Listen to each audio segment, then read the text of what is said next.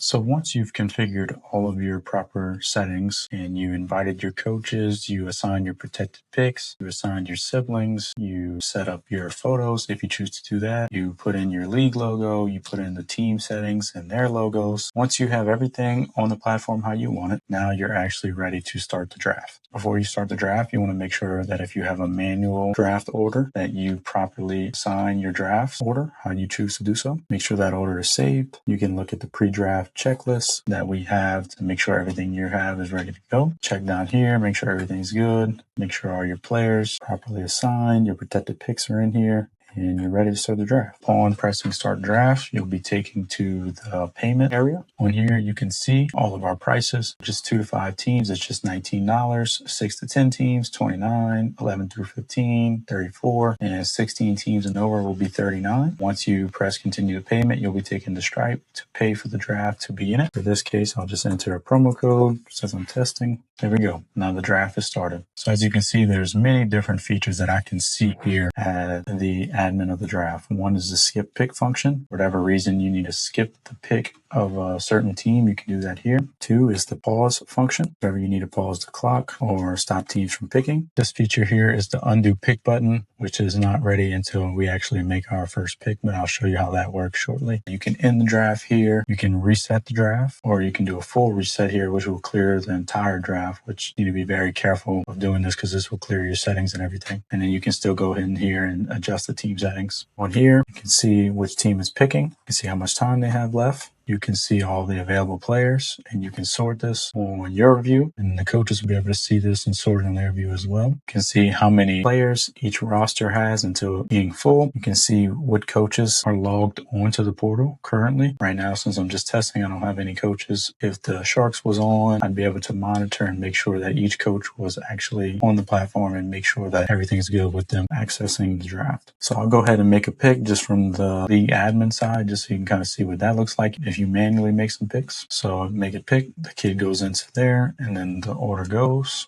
This is a snake draft. It'll go 1, 2, 3, 4, and then it'll go 4, 3, 2, 1. 4 gets to pick twice, and there we go.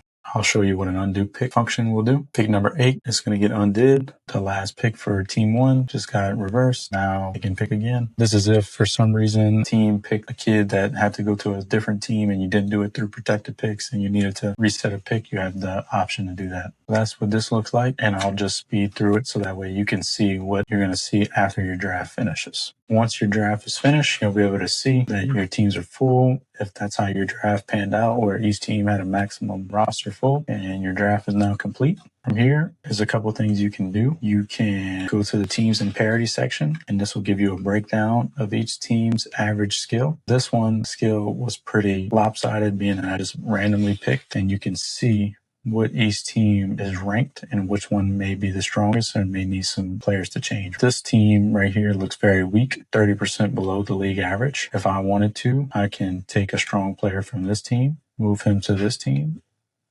switch a weak player to that team, and kind of balance it out a little more. You can have this function so you can overview and see which team may be strong and just get a breakdown of the draft. Summary section, you can come in and kind of see similar things. Things may need changing. This one is the closest to the league average. This is team is good. These are a little below. This one's a lot higher. You might want to switch some kids over if that's how you choose to do. And you can share this with your parents if you want to do that as well, so there can be transparency about how each coach drafted.